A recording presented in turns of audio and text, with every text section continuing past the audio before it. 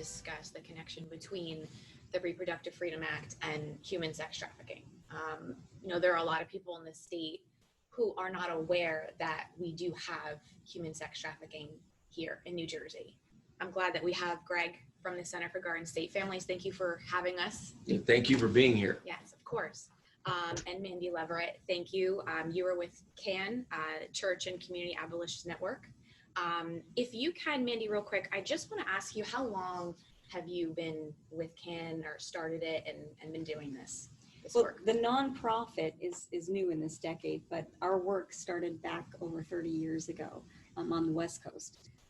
And as we've evolved to build a response that everyone can be involved in to prevent, detect, and help heal local human trafficking, that's developed over the years. What is something you would say to somebody initially to kind of explain it? Like, this is what's happening in New Jersey, and this is what my network does, like what we do. I try to highlight things that dispel the myths that are there. And I don't give a lot of stats because they've fluctuated through the years and some have been debunked. But the ones I do give do ring true with the experience that we've had in New Jersey and nationally. And when we talk about that, 83% of the victims of human trafficking that we have in the US today, the far majority of them are our own citizens. So that changes, everything that we do, and that changes perception. Most people have heard of human trafficking before, but don't know that it exists in our state or in our neighborhoods. So that helps dispel that myth that it's just something overseas, or it only happens to foreign nationals in the US, or actually it's mostly our own citizens. And for the most part, it really does start between the ages of 11 to 14 for most of them. So when we talk about prevention, that's 5th grade to 9th grade. And sometimes it's happening in places that we trust as parents and community, the local mall, Right. It can happen even in school. There's been a growing scenario where middle school students backed by gangs are being trafficked by other middle school students in the student bathrooms. So one of the initiatives that we've put together is to put that national hotline number, the suicide hotline number, and the cutting hotline number in every student bathroom, middle school and high school nationwide. So those self-rescue resources are right there where some of these things are happening. I want to talk to you about the Reproductive Freedom Act, basically highlighting the importance of it, why it needs to be opposed in the state, when it was introduced. Well, the Reproductive Freedom Act was introduced by Senator Loretta Weinberg of Teaneck and her assemblymate, Assemblywoman Valerie Vananeri Huddle.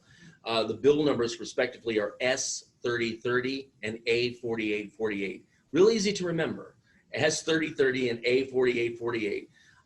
The bill is 48 pages of the worst abortion bill that most of the people I've talked to and have analyzed the bill have ever seen introduced in the United States.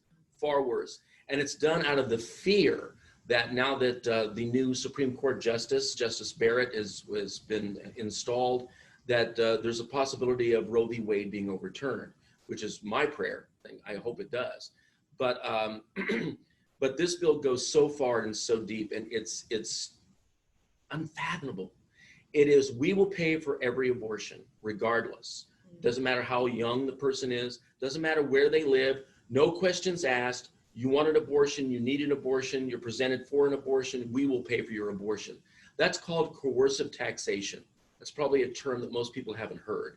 But in other words, your deeply held beliefs.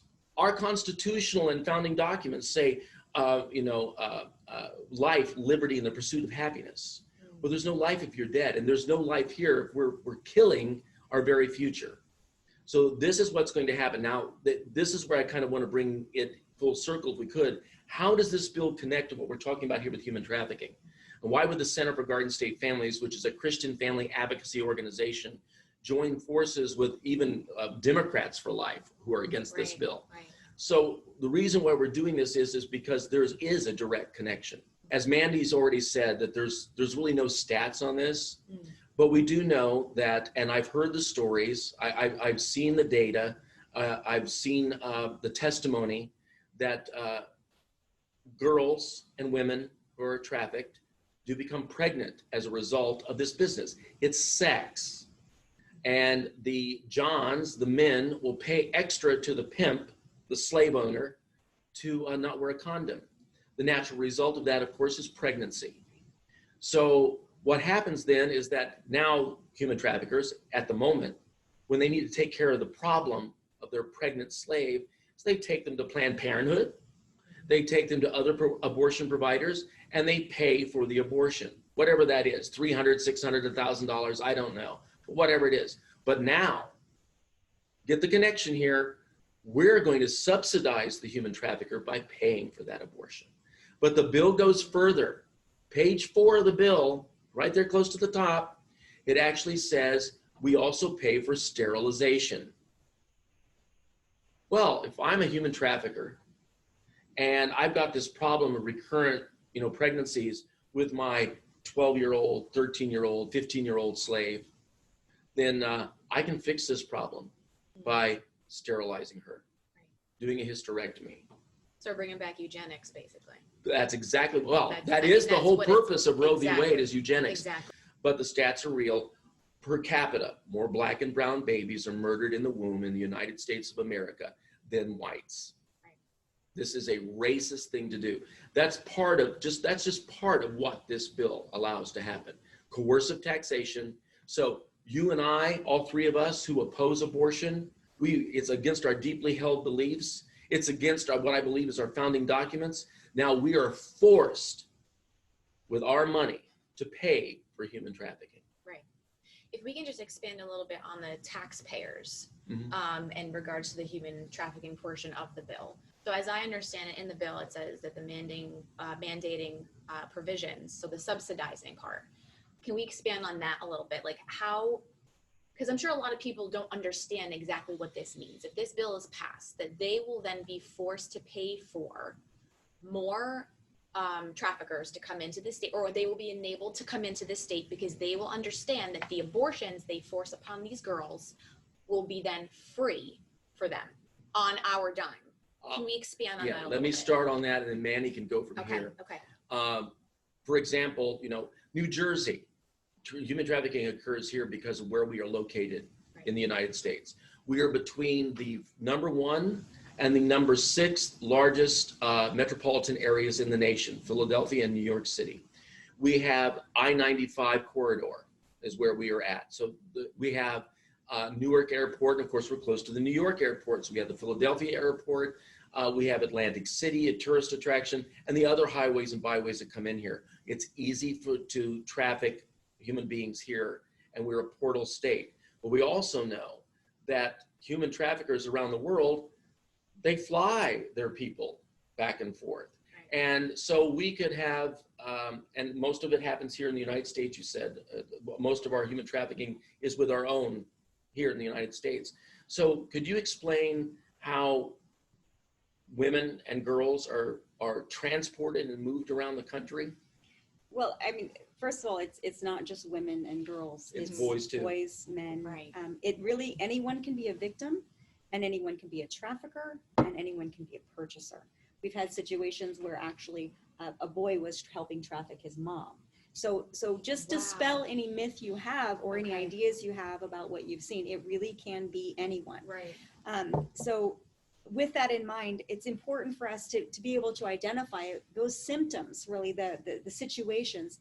It doesn't, we are a very metropolitan area, but human trafficking happens everywhere, in rural communities, in suburbs. This is something that is everywhere. It might look different, might not be a street corner in the suburb, but it looks different in different places. Just about every profession there is intersects human trafficking. Right. And so this is a broad scale approach, and abortion clinics, healthcare clinics, healthcare in general, they face human trafficking, but especially because they're providing abortions, and many of them are forced, but some of them aren't forced. Right. And so it's important for us to recognize that when you deal with human trafficking, you hear a lot of information about trauma. And it's important to understand that actually any kind of surgery, it affects your body in a way that causes trauma that can affect you, even if an instance happened before you were of age to remember something. Trauma, it lives in our organs, it lives in us, and so it can come out later in different physiological ways. And so it's a medical procedure that is naturally very traumatic. It's not like taking an aspirin, or this is a very invasive procedure.